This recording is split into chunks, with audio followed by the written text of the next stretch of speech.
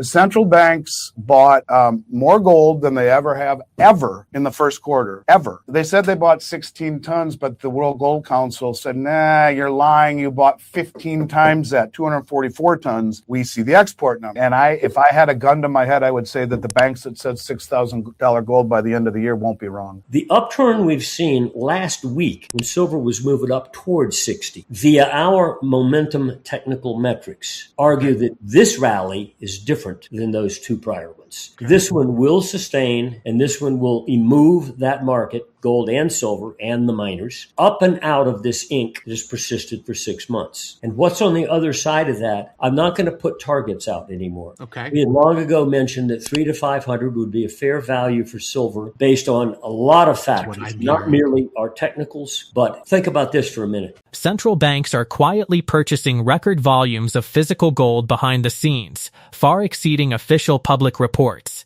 While retail investors remain distracted by stock market hype, sovereign authorities are aggressively accumulating bullion as a strategic hedge against currency devaluation. Andy Schectman, a leading precious metals executive, alongside Michaeloliver, a veteran momentum technical analyst, outline how this hidden institutional buying signals an explosive structural shift in monetary metals. Official central bank gold acquisitions recently reached a massive 345 tons year to date, representing over $48 billion in physical reserves accumulated while paper prices were suppressed. Furthermore, private institutions and stablecoin issuers like Tether have added billions in physical gold as backings, effectively functioning as proxy buyers for central balance sheets. Financial forecasts predicting gold reaching $6,000 per ounce by year-end appear increasingly likely, supported by technical breakouts from falling wedge patterns and strong seasonal tailwinds between August and October. Now we present the clips from their interview. Before we continue to discuss this, please hit the like button,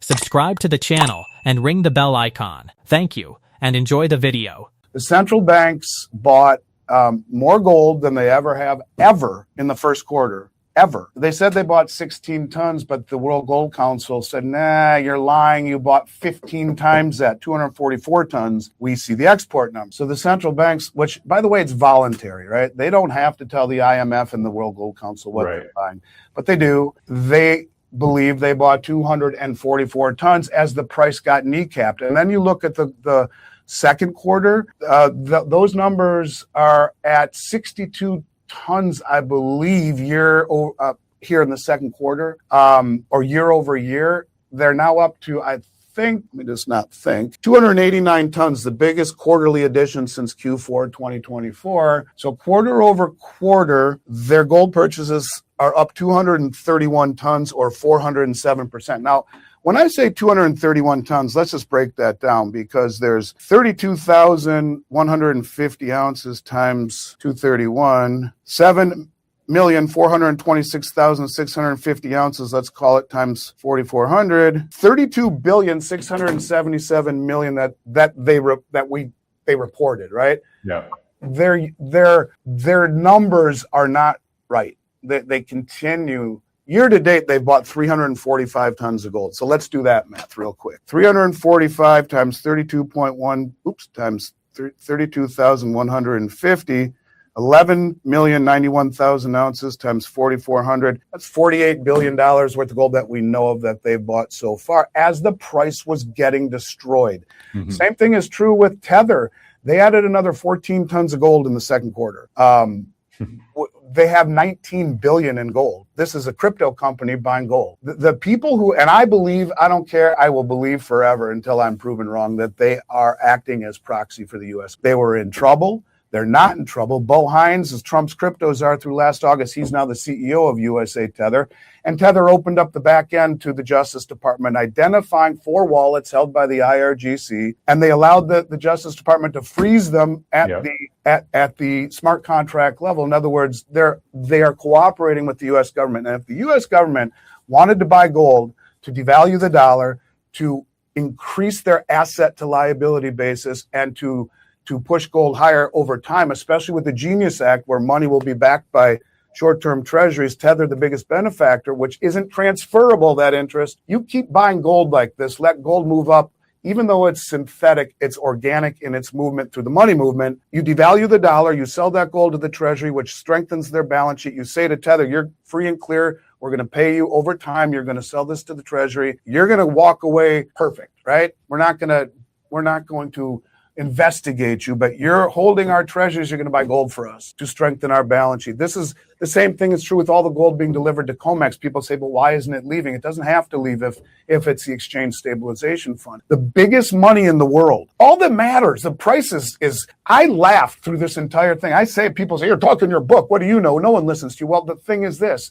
when the price is getting eviscerated, the most well-informed traders in the world are doubling and tripling down and lying about it. What more do you need to know? You're all being misdirected by price. That's the truth. They can easily misdirect. And even the BIS, the most important bank in the world, told us this. They said that fall in January was synthetic. It was structural. It was orchestrated by the CME group by raising margins 300% into the first week of January, where the ETFs have to rebalance to get in line with their prospectus. It was orchestrated, but it sure did a hell of a job. It wiped out all the open interest.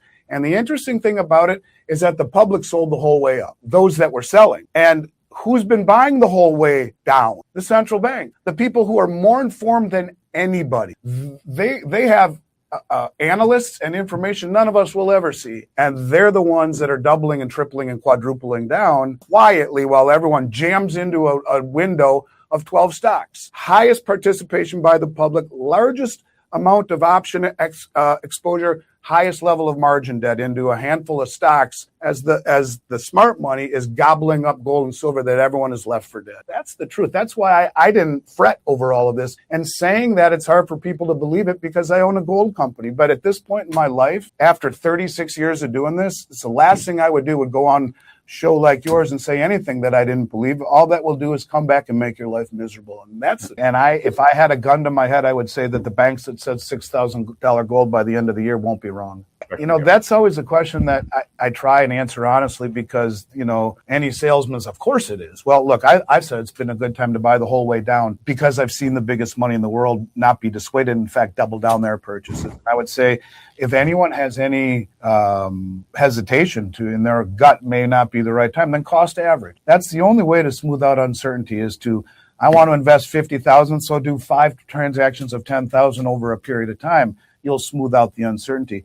But from what I see, now we're even getting into the seasonality part where this is typically August, September, October when gold does the best. Right. Yes, I do think it is a good time. And from technical, from structural, from flows by the big money, and seasonality, I think it is. And then when you look at how it's now, broken out of that falling wedge, which is a very bullish pattern, I think it is a good time, yes. Silver remains drastically undervalued, trading barely above its 1980 price levels, despite decades of compounding inflation. In 1980, silver was priced at 6.5% of an ounce of gold, whereas it currently trades near just 1.6%, highlighting an extraordinary historical valuation anomaly that physical market forces will inevitably rectify.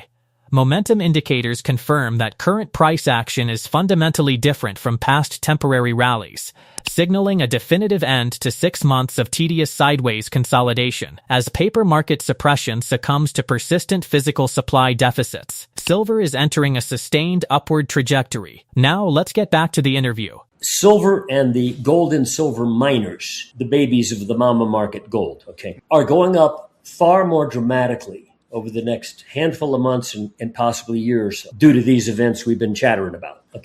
They know what's going on. And I think silver, after actually a 2-day break that occurred the last day of January, the first trading day of February this year, where most of the break was over at that point. Amazing drop. You've had multiple rally efforts by silver and gold that don't seem to sustain. And they come back down and they nip out the low again. They don't really go much further, but they nip out the prior low to scare people. Go up again and nip out the prior low. They've done it 3 times. Feb low, then the March low, and then a recent low. The upturn we've seen last week when silver was moving up towards 60 via our momentum technical metrics argue that this rally is different than those 2 prior ones. This one will sustain, and this one will move that market, gold and silver and the miners, up and out of this ink that has persisted for 6 months. And what's on the other side of that? I'm not going to put targets out anymore. Okay. We had long ago mentioned that 300 to 500 would be a fair value for silver based on a lot of factors, not merely our technicals. But think about this for a minute. If you looked at the price of,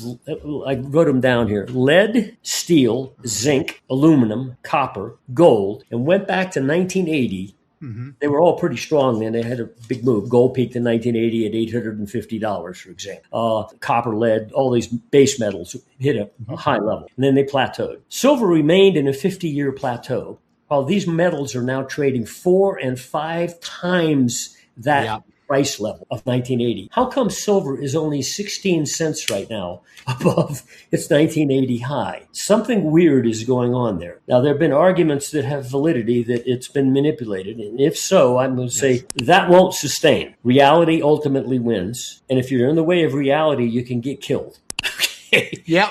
Now, if silver were merely to reflect the price gains of copper, lead, zinc, steel, where gold's 4.5 times where it was in 1980, and merely say, oh, I'm going to catch up to you guys. Well, you could do the math. Where would we be? Several $100s. The thing is, though, that gold is not going to stop here. When gold re-engages, silver's going to re-engage too. And when we do an analysis of the relationship between silver and gold, historically, going back decades, what was the price of silver versus the price of gold expressed as a percent? We plot that. And you can see a massive spread chart. We call them spread charts. A base built that was like 10 years wide. We've popped out of it late last year. And the pullback hasn't negated that. Silver in 1980 was 6.5% of the price of an ounce of gold. Right now, silver is like 1.6% price of an ounce of gold. Okay? So what if silver were to say, hey, I'm just going to catch up to old valuations? Now, when you go to the gold and silver miners, it knocks your head off because the spread chart that we've shown our subscribers is 12 years wide. In other words, let's take XAU index, which is the Philadelphia Gold and Silver Miners Index. Okay, go back to 1980s. Where was it trading in relation to an ounce of gold? If you divided XAU index into gold, it was either side of 25% of a price of an ounce of gold. It was up to 35 at one time, got down to about 18 one time. But on average, for decades, it was a quarter of the price of an ounce of gold. Okay. It dropped to 4% in the bear market in 2015. And still, it's only above 8%. So it's still vastly undervalued to that which they get out of the ground. And they're making money like crazy. Anybody who examines the various gold and silver miners would be stunned by that which they would be stunned by if it were some other tech company. Yeah. Okay, so we're arguing that what is coming next is not merely that gold's going to resurrect itself into another dramatic leg, but that silver miners, the gold miners, and silver will vastly outpace it. Wow. So that's our focus. I think the bull move has only begun, and not in terms of years, but in terms of getting where it might go. I don't know where it might go. Sure. To say, I think the factors we've been talking about come into play. Gold's already cognizant of what's going on. It always has been. It's ahead of the game. It's not a headline chaser. That what we see in the next accelerated period of time will be an acceleration in price, not just in that sector. So if you're not in gold right now, we offered a week ago an entry point on intermediate basis, meaning we've gone through 6 months of this up-down noise. The real break occurred in 2 days, last day of January, first day of February of this year. Most of the break was over by then. Since then, it's been this. We've argued that, okay, this congestion is likely now ending. The big long-term trend is still intact. That break did not change it. Therefore, if you're a long-term investor, yes, you gave back some. But if you got in at the right points, you're okay. I think the next phase is about to begin. There's one factor in particular that we do cover in our reports that I don't think anybody else does, and that's that spread relationship between the gold and silver miners and gold. That dozen-year wide range. If you saw that chart, you would say, oh my goodness, if that thing breaks out, I'm going to buy some. And what it says to buy is buy the miners, not gold. Right. But whenever that spread does go up, meaning favors the miners, this thing is explosive potential in a percent gain. It also means the net price of both are going up. Never is it the case that miners beat gold in a down market. Okay. In a bear market, they usually lose more. You break out of that base, and that spread is telling us something that gold can't. Gold's already in its bull trend. So are the miners. But the miners are now saying, this is a rocket point. This is acceleration point. We're no longer just going to go up. We're going to go up in a dramatic way, meaning the whole complex, monetary metals, is going up. Same is true with silver. So that is an entry point based on a long-term metric that is very close to being triggered, and we update it every week, that says, okay, if you're not in this market, you better wake up because this is going to be your last major entry point. Precious metal mining equities currently offer one of the most asymmetric investment opportunities in modern financial history, trading at deep historic discounts relative to the physical gold and silver extracted from the ground. Decades of historical data show the Philadelphia Gold and Silver Miners Index averaged approximately 25% of the price of an ounce of gold, yet current equity valuations hover near a severely depressed 8%. Despite generating record cash flows and expanding profit margins, mining companies remain completely overlooked by mainstream capital markets. Long-term momentum analysis tracking the 12-year spread relationship between mining equities and physical gold reveals a massive structural base approaching a critical breakout trigger. When this ratio shifts in favor of mining shares, history demonstrates that equities experience dramatic relative performance compared to bullion. This rare spread metric signals an impending acceleration point for the entire precious metals sector, offering long-term investors what appears to be the final major accumulation window before explosive momentum takes full control of the complex. Share your thoughts about this interview in the comment section below. If you found this video helpful, please hit the like button, subscribe to the channel, and ring the bell icon. Thanks for watching.